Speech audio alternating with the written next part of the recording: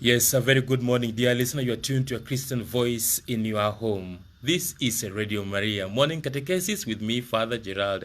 How are you doing, dear friend? I hope that you are fine in the Lord. This wonderful day God has given us as we continue praying and trusting that God will provide for us. We are serving a mighty God. And today, this is a special day in the Church of Christ. And I'm giving you a treatment whereby we remind ourselves what happened so many years ago. And today the church is celebrating the martyrs of Uganda. The martyrs of Uganda. Today, a day like today, people will be gathered in Namugongo. People will be walking pilgrimage to Namugongo. Have you ever made such a pilgrimage to Namugongo, dear friend? And today we celebrate this particular day together with the Church of Uganda. Today is the feast of St. Charles Mwanga and his companions, known as the Ugandan Martyrs, yes, or the African Martyrs. So, dear friend, do you know that history? Let me brief you in today's morning catechesis. So, dear friend, the missionaries, both Catholic and Anglican, arrived in the interior of Africa during the late 19th century. The first of the Catholic missions was established by the White Fathers. And a missionary society was founded by French Cardinal Charles Lavigere, so the Archbishop of Algiers and Carthage. So the White Fathers took their name not from the color of their skin, but from the color of their long tunic. They used to wear a long white tunic, and that white tunic, they gave their names of the congregation as the White Fathers. So as early as 1878, the bishop was asked by Pope Leo XIII to take charge of the missions in equatorial Africa. So Lavigere began a series of annual caravans making a journey to central part of Africa and for the Catholic evangelization of the area. So as the bishop was making his journeys, his missionary journeys, the next year in 1879, a Catholic mission was founded in Uganda. So the arrival of the missionaries, Anglican and Catholics, set the stage for new development. So, dear friend, it marked a turning point in the religious life of the people of Buganda, as well as the political structure of the kingdom and the region at large. So the history of the Buganda from this point took on a different turn. A social revolution took place that transformed all aspects of people's life had set in. So the events followed, unpredictable as they were, added a discomfort, and new changes were being brought.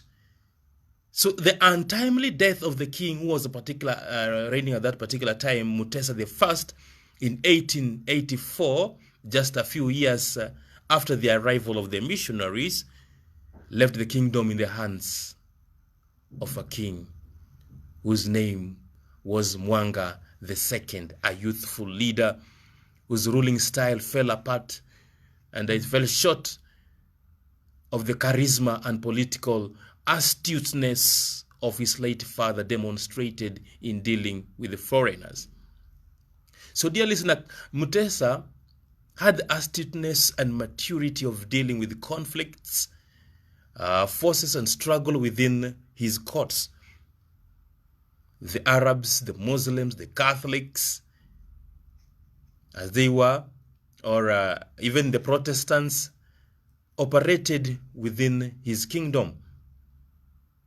He let his subjects of all ranks to join any creed of their choice. He did not limit them to any particular religion. So the Arabs had, having seen the missionaries' efforts to convert the local people, and they also themselves diligently started teaching people Islam. So, dear friend, the king himself never committed to any single creed. And he died a traditionalist. So the Christian religion was received with much excitement by the converts, but it came with its own requirements. To denounce your native religious behaviors and practices, and to join to become a Christian. So it meant a commitment to break away from your old style of living and adopt a new alliances, and even to adjust to a new moral and religious standard to adhere and to allege to. So new flock of believers, they were called abasomi.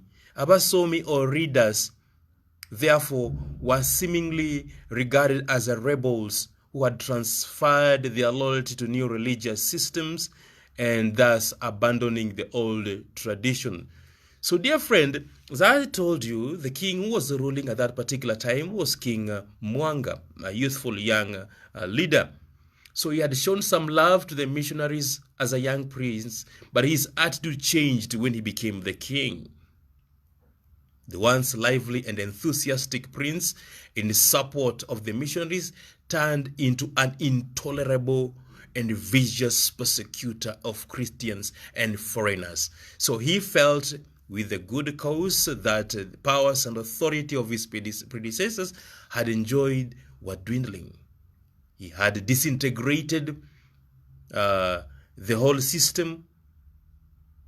Everything that he endured seemed to be losing.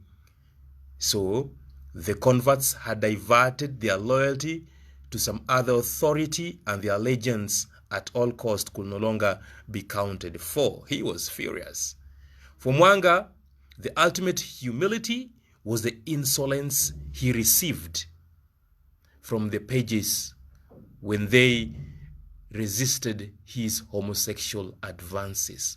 The king was very powerful. So according to the old tradition, the king was the center of the power and authority, and he could dispense with any life he felt. Hence the old saying, according to the Buganda, Namunswa alia kunswaze, the queen ant feeds on her subjects. You are tuned to a Christian voice in your home. This is Radio Maria. With me, Father Gerald, morning catechesis. Today we celebrate the Ugandan Martyrs, the Martyrs of Uganda. My favorite one is Saint Kizito. My other name is Gerald Kizito, and I appreciate and love Saint Kizito. Who is your favorite saint among the Ugandan Martyrs? Tune to your Christian voice in your home. Text us on our Facebook page, comment on our wall there, and after this break we come back to part 2 of the Uganda history of the Ugandan Martyrs. This is Morning Catechesis.